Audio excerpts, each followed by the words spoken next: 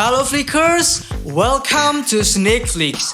Dengan bangga kami mempersembahkan kepada kalian ulasan lanjutan series berjudul The Blacklist season ketiga. Disclaimer, bagi kalian yang baru mengikuti series The Blacklist, saya sarankan untuk menonton dari episode 1 terlebih dahulu dan playlist ada di card pojok kanan atas. So, without any further ado, let's get into it. Scene dibuka oleh pemberitaan di Beijing, China, terkait sebuah rekaman yang berindikasi bahwa Amerika Serikat terlibat dalam pembunuhan seorang pejabat China. Rekaman itu muncul untuk membuktikan bahwa Zhang Lao diracun sebagai bagian dari komplotan dan diatur oleh seorang departemen luar negeri bernama Russell Pritchard. Melihat wajahnya terpampang seorang pembunuh sekaligus sedang berada di Cina, Pritchard langsung menelepon seseorang dan memintanya untuk segera mengeluarkannya dari China. Tetapi semua sudah telat. Para agen China langsung mendatanginya dan membawanya masuk ke dalam sebuah mobil. Sebenarnya Pritchard mencoba menjelaskan bahwa ia telah dijebak. Semua rekaman itu palsu. Mereka harus menemui seseorang yang disebut sebagai caretaker. Di satu sisi, seorang pria dengan santainya menyeret sebuah mayat di pemakaman, meminum kopinya, lalu membakar mayat tersebut. Setelah itu, ia menelepon seseorang untuk memberitahu bahwa rahasia pertama telah dirilis dan yang kedua akan segera hadir. Dan inilah The Caretaker, blacklister nomor 78 yang terdaftar dalam daftar hitam milik Reddington. Lalu scene bergerak kepada Tom yang telah kembali sehat dan diperbolehkan untuk pulang ke apartemen milik Kin. Karena merasa Tom masih membutuhkan waktu untuk beristirahat, seharusnya Kin mengurusnya. Dan sebagai gantinya, Kin tiba-tiba bertukuk lutut di hadapan Tom dan mengiyakan tawaran dari Tom untuk kembali menikah dengannya. Tentu saja hal ini menjadi kado terindah bagi Tom setelah dirinya dinyatakan sembuh dari kecelakaan yang membuatnya hampir tewas. Tak lama kemudian, Tom memperlihatkan ponsel Kin yang mendapat telepon dari Reddington, sehingga ia harus pergi sekarang juga. Saat Kin hendak pergi, datang seorang kurir obat yang telah dipesan oleh Tom. Kin tak mencurigai orang tersebut sama sekali. Namun saat Kin pergi berpamitan, ternyata kurir tersebut tak hanya memberikan obat bagi Tom, melainkan sebuah senjata berjenis Glock untuk diberikan kepadanya.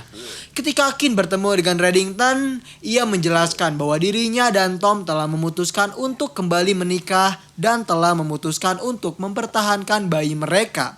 Reddington hanya bisa merasa ikut senang merayakan hal itu. Lalu ia mengajak Kin fokus kepada kasus mereka. Ia menceritakan bahwa seorang menteri departemen luar negeri bernama Russell Pritchard baru saja tewas di Beijing atas pembalas dendaman China karena ia telah membunuh seorang pejabat bernama Zhang Lao. Kin bertanya bagaimana bisa Pritchard membunuh seorang pejabat China.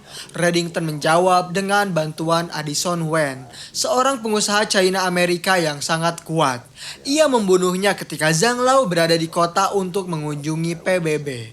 Mr. Wen mengundang Zhang untuk mengajak makan malam di rumahnya dan Mr. Wen juga memberi izin kepada Pritchard untuk menempatkan agennya di sana sehingga mereka bisa meracuni Zhang Lao. Yang menjadi permasalahan adalah Mr. Wen merekam pembunuhan tersebut sendiri dan itu semua disimpan pada seseorang yang menyebut dirinya sebagai caretaker, penjaga rahasia dan selalu memiliki sebuah kotak yang tak bisa ditembus oleh para penjahat, pemerintah maupun tokoh industri, dan dia hanya akan menyebarkan rahasia itu hanya melalui instruksi khusus. Kin bertanya-tanya mengapa rahasia ini bisa terbongkar, karena Mr. Wen tak akan meminta caretaker untuk membongkar rahasianya begitu saja, dan mungkin saja rahasia itu akan terbongkar sendiri apabila Mr. Wen dibunuh atau tertangkap. Menurut sumber milik Reddington, saat ini Mr. Wen dikabarkan masih sehat walafiat dan dapat dipastikan ia tak meminta caretaker untuk menyebarkan rahasia tersebut. Apabila sistem milik caretaker gagal, maka kemungkinan besar kasus pembunuhan terhadap Russell Pritchard hanyalah permulaan saja karena integritas dari caretaker sangatlah tinggi. Rahasianya tak pernah bisa dibongkar oleh siapapun. Akhirnya Kin langsung membawa kasus ini ke meja lokasi hitam. Dengan berpacu pada informasi milik Reddington, Kin kembali menceritakan tentang pembunuhan seorang Menteri Luar Negeri Pritchard yang diduga dibantu oleh seorang pengusaha China Amerika bernama Addison Wen yang menyimpan rahasia pembunuhan itu kepada seseorang bernama Caretaker. Caretaker ini tak hanya menyimpan rahasia pembunuhan, tetapi rahasia korupsi, penyuapan yang kliennya bukan hanya berasal dari pemerintahan saja, melainkan juga pembisnis dan juga miliarder. Karena merasa informasi telah cukup didapatkan, Cooper ingin semua agennya segera mencari tahu keberadaan dari Mr. Wen dan segera menangkapnya apabila mereka telah menemukannya. Di satu sisi, Gina Zanetakos yang saat itu baru saja selesai mandi, tiba-tiba terkejut dengan kedatangan Tom yang langsung menodongkan senjata kepadanya. Tanpa berbasa-basi, Tom memberitahu jika kedatangannya ingin membuat kesepakatan dengan Gina.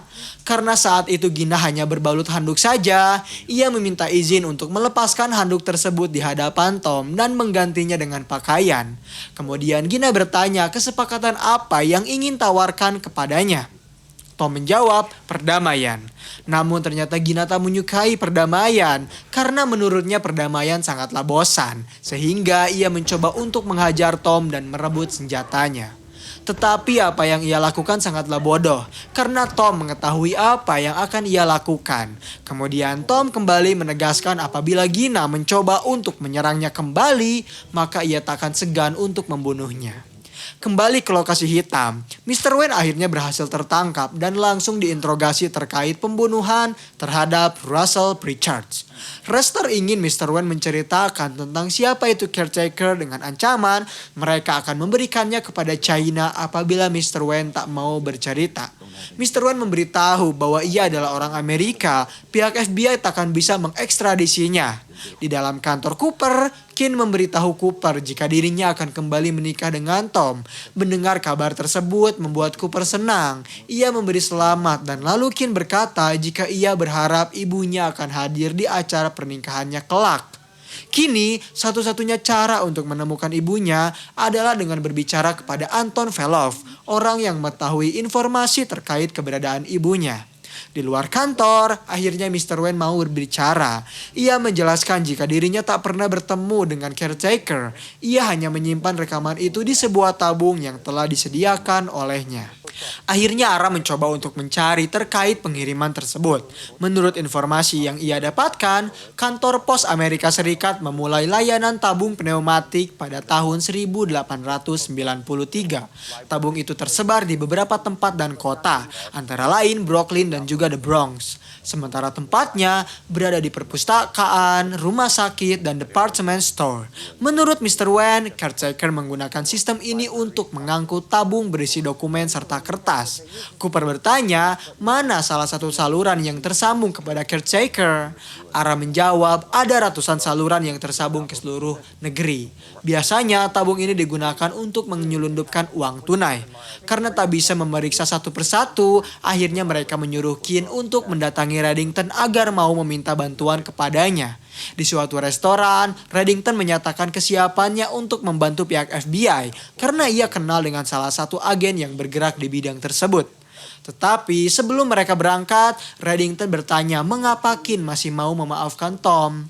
Tanpa ada keraguan, Kin menjelaskan bahwa memang memaafkan Tom tak bisa mengubah masa lalu mereka, tetapi setidaknya bisa mengubah masa depannya.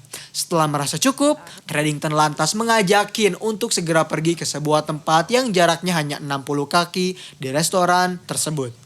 Mereka memasuki sebuah lorong dan akhirnya Reddington memperkenalkan seorang pria bernama Hugo, seorang petugas pengantar tabung yang juga merupakan orang yang mengatur penyaluran kepada Caretaker.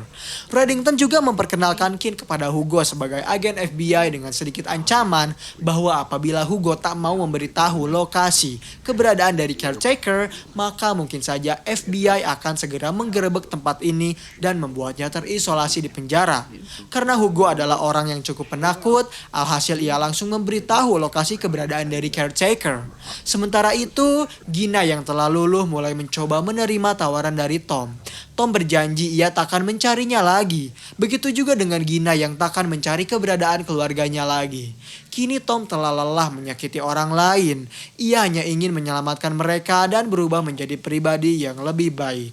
Gina paham dengan perkataan dari Tom. Lalu ia berusaha untuk mencoba mengabulkan permintaannya. Kembali kepada agen FBI yang telah mendapat informasi dari Reddington terkait keberadaan dari caretaker yang saat itu ternyata sedang menyimpan sebuah tabung di dalam mayat mumi yang telah mengering. Ketika caretaker sedang menutup jasa tersebut, ia tiba-tiba dikejutkan dengan kehadiran dari agen FBI sehingga ia tak bisa melakukan apa-apa selain menyerahkan dirinya sendiri. Setelah caretaker berhasil tertangkap, ia langsung dibawa ke lokasi hitam dan agen FBI menginterogasinya terkait siapa orang yang berhasil menembus sistem rahasia miliknya. Caretaker menjawab jika tak ada satu orang pun, karena ialah yang sebenarnya merilis video tersebut. Usut punya usut, ternyata caretaker melakukan hal itu bukanlah tanpa sebab. Suatu hari, dirinya menemukan sebuah video dari anonim yang memberitahunya jika ia memiliki waktu selama 24 jam untuk menyebarkan video nomor 2156 maskapai Lufthansa dan pemerintah Jerman. Orang itu telah menculik putri dari caretaker yang bernama Rose. Selama 3 generasi, keluarganya menjaga rahasia para presiden, perusahaan maupun kriminal yang telah menjadi tradisi kebanggaan bagi para leluhurnya. Tetapi semua itu tak sebanding dengan rasa sayangnya kepada Rose yang baru saja diculik.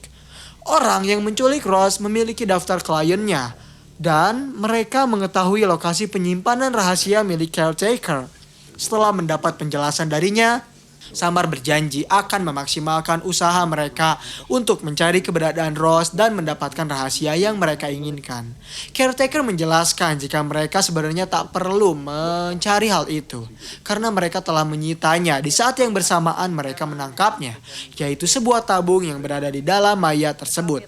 Akhirnya Aram mencoba mencari tahu maskapai Jerman yang tertera di dalam tabung itu, Airbus A318 yang dioperasikan oleh Lufthansa jatuh setelah lepas landas dari Bandara Tripoli Internasional terjadi di bulan Maret dan seisi pesawat 107 penumpang serta 6 anak tewas. Menurut pengakuan maskapai, penyebabnya karena kerusakan pesawat. Aram dan Samar menjelaskan hal itu sembari ia menelpon Reddington. Samar bertanya mengapa maskapai mau bertanggung jawab dalam kasus tersebut. Reddington menduga agar tak ada pihak lain yang dapat disalahkan demi keselamatan warga Jerman. Serangan teroris ini sebenarnya telah memperingati pemerintah, tetapi peringatan mereka tak didengar sehingga mereka mencoba mengancamnya melalui maskapai. Pada intinya, maskapai melakukan kontrak dengan caretaker sebagai pengaruh terhadap pengungkapannya. Reddington bertanya seberapa jauh mereka telah mencari orang yang menculik putri caretaker. Samar menjawab bahwa wrestler sedang meninjau rekaman CCTV di kantor orang tersebut. Akhirnya Reddington meminta mereka untuk memberitahunya apabila hasil telah terlihat, karena kontrak tersebut tak boleh dipublikasikan. Apabila mereka gagal menemukan keberadaan penculik tersebut, ia harap pihak FBI tak menyinggung soal Jerman. Lalu scene bergerak kepada Kin yang saat itu telah menemui Anton Velov di panti jompo tempatnya sekarang berteduh. Masih dengan topik dan pertanyaan yang sama, Kin mencoba menggali informasi terkait Katarina Rostova. Namun Anton Velov tetap tak bisa memberitahunya, karena menurut Velov, Katarina Rostova hanyalah sebuah nama. Sembari mengemis dan memohon bantuannya, Kin memberitahu Velov jika Rostova sebenarnya adalah ibunya. Karena melihat Kin yang bersedih ingin mengetahui apa yang sebenarnya terjadi kepada ibunya, Velov pun meminta kepada Kin untuk mengirimkan surat yang telah ia tulis kepada putrinya. Kini Velov sekarat dan ia ingin putrinya melihat surat tersebut sekali lagi. Setelah mengambil surat tersebut, Kin pun lantas berpamitan dan saat Kin pergi, pengasuh dari Velov yang ternyata agen dari Reddington langsung menelponnya. Ia memberi informasi jika Velov tak mengatakan apapun karena ia lebih banyak membicarakan tentang putrinya. Kembali ke lokasi hitam, para agen FBI yang telah menemukan rekaman CCTV dari kantor tempat Rose bekerja akhirnya menemukan rekaman saat Rose diculik. Terlihat seorang pria memakai topeng menculik Ross menggunakan sebuah van. Di hari penculikan itu, ada ribuan van terdaftar di 3 negara bagian dan plat mobilnya dicuri dari Honda Accord yang membuat pencarian mungkin akan cukup sulit. Karena kembali mengalami kesulitan, tentu tak ada jalan lain bagi pihak FBI selain meminta bantuan kepada Reddington. Akhirnya Keane menemui Reddington yang saat itu melihat rekaman CCTV dari pihak FBI berikan. Sebelum Reddington menjawab, ia sempat berkata bahwa dirinya cukup bahagia mendengar Keane yang mulai memperhatikan masa depannya lagi. Kemudian ia memberitahu jika van yang menjadi transportasi bagi para penculik menculik Ross dilapisi dengan perisai besi Cobham, tak bisa ditembus dan tahan panas. Biasanya digunakan di tank dan mobil tempur. Beruntungnya Reddington memiliki satu rekan yang bisa mengetahui di mana keberadaan berasal perisai beris besi yang digunakan oleh para penculik tersebut. Reddington pun membawa Keane ke sebuah bengkel yang dimiliki oleh seorang pria bernama Sermo. Di sana Reddington berbasa-basi dengannya, sementara Keane mendapat telepon dari Cooper yang memberitahu jika ada hal yang jauh lebih penting daripada menyelamatkan putri dari caretaker, dan ia harus segera membawa Reddington ke lokasi hitam. Setelah mendapat informasi dari bengkel penada tersebut, mereka berdua pun langsung pergi ke lokasi hitam. Cooper menjelaskan jika 2 teroris baru saja terindikasi di pelabuhan batas. Mereka mencuri satu kargo dan pihak Jerman kini tak mau bekerja sama dengan Amerika. Mereka juga memiliki akses terhadap bom C4 senilai 1 ton beratnya. Reddington yang mendengar hal itu tertawa. Ia menjelaskan bahwa dirinya telah memperingati mereka untuk tak membiarkan file tersebut bocor. Dan kini mereka dapat dipastikan kesulitan karena pihak Jerman tak mau bekerja sama untuk membantu mereka. Di satu sisi, pihak FBI yang dikelola oleh Ressler akhirnya berhasil menangkap seorang pria bernama Justin Van Zandt yang merupakan penculik dari Ross. Mereka ditemukan di sebuah kamar hotel. Pihak FBI langsung mengamankan Ross beserta daftar klien Mary Caretaker. Saat diwawancarai terkait siapa orang menyewanya, Justin hanya bisa terdiam. Sementara Ross justru tak bisa membantu banyak karena ia tak bisa memberikan pernyataan lebih lanjut terkait apa yang sebenarnya terjadi. Pada akhirnya, saat Justin tertekan, ia memberitahu yang sebenarnya jika ternyata Ross bukanlah anak dari caretaker. Justin adalah kakak kandungnya. Saat mereka mendengar informasi tersebut, Ressler dan Samar mendapat kabar dari Cooper jika Keane baru saja menemukan kargo yang telah dicuri. Lantas mereka dengan cepat bergerak untuk memeriksa kargo tersebut, dibantu oleh Aram yang memberi arahan navigasi terkait keberadaan kargo tersebut. Mereka pun berhasil menghentikannya. Saat Samar berhasil membunuh 2 sipir yang berusaha melawan, ketika mereka membuka pintu tersebut, mereka menemukan fakta bahwa ternyata bom telah diaktifkan. Mereka mencoba untuk membuka kap truk belakang dan memang bom telah aktif dan mereka hanya memiliki waktu selama 2 menit untuk menonaktifkannya. Sementara itu, Aram memberitahu bahwa tim penjinak bom akan tiba dalam waktu 12 menit. Tak memiliki waktu sebanyak itu, Ressler mengirimkan foto dari bom tersebut sendiri kepada Aram dan ia ingin Aram menuntunnya menjinakkan bom tersebut. Dengan perlahan dan mengikuti instruksi yang tertera, Aram mencoba untuk membantu Ressler menjinakkan bom tersebut. Tetapi di tengah penjinakan, Aram justru menyuruh Ressler untuk terlebih dahulu meminta maaf kepada Samar yang telah dipanggilnya sebagai wanita jalang. Tak ada yang harus diperdebatkan karena waktu semakin menipis. Akhirnya Ressler meminta maaf terlebih dahulu kepada Samar. Kemudian Aram kembali melanjutkan instruksinya hingga Ressler pun berhasil menonaktifkan bom tersebut.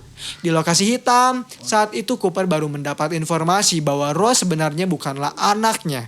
Ia memiliki nama asli Jessica Van Zandt. Seketika caretaker yang bernama asli Janus terdiam.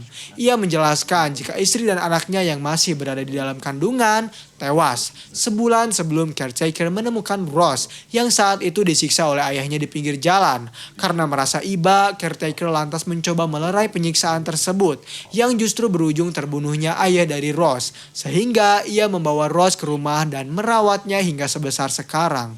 Di satu sisi, Keane yang akhirnya berhasil menemui putri dari Anton Velov langsung mengirimkan surat tersebut kepadanya. Tetapi putri dari Velov justru mengembalikan surat tersebut kembali kepada Keane. karena hubungan ia dan ayahnya baik-baik saja. Justru surat tersebut sengaja ditulis oleh ayahnya untuk Kin. Dan ketika Kin membuka amplop surat tersebut, tertera foto masa kecilnya. Kembali ke lokasi hitam, karena Reddington telah menyelamatkan nyawa pemerintah dalam menghentikan aksi teroris tersebut, Reddington merasa dirinya harus mendapat sedikit apresiasi dari pemerintah. Yaitu, ia ingin meminjam buku klien Mary Caretaker. Cooper pun memberi buku itu kepada Reddington. Lalu, ia mendapat wejangan darinya jika Cooper harus segera memaafkan Charlene. Karena meskipun tak bisa mengubah masa lalu, setidaknya masa depan mereka akan kembali terlihat. Ketika Reddington hendak pergi, ia dihampiri oleh Kin yang telah mengetahui fakta bahwa ibunya sebenarnya masih hidup. Reddington mencoba menjelaskan bahwa Rostova bunuh diri pada tahun 1990. Tetapi Kin tak percaya. Ia lebih mempercayai bahwa Hitler tewas di Garut. Ia lebih mempercayai informasi yang ia dapatkan dari Anton Velov. Karena Kin tipikal wanita yang keras kepala, Reddington tak mau menanggapi hal itu terlalu serius. Akhirnya ia pergi, sementara Cooper yang telah mendapat wejangan dari Reddington benar-benar langsung pergi kembali ke rumahnya untuk menemui Charlene. Di satu sisi, Kin yang merasa lelah di hari ini mengadu kepada Tom. Dan scene terakhir di episode kali ini memperlihatkan Reddington yang pergi ke suatu kuburan. Dibantu oleh Dembe, Reddington membakar suatu pesan yang mungkin saja sangat berarti bagi Kin. Dembe sempat memperingatinya, jika semesta alam telah mengizinkan Kin untuk mengetahui kebenarannya, maka ia akan tahu. Dan episode 16 di season 3 pun berakhir di sini. Terima kasih telah menonton video pembahasan series dari The Blacklist. Bagaimana tanggapan kalian? Komen di bawah untuk rekomendasi film atau series selanjutnya. Klik tombol subscribe untuk mengikuti perkembangan channel ini dan klik tombol like jika kalian menyukai pembahasan kami. Dan sampai berjumpa kembali di episode selanjutnya.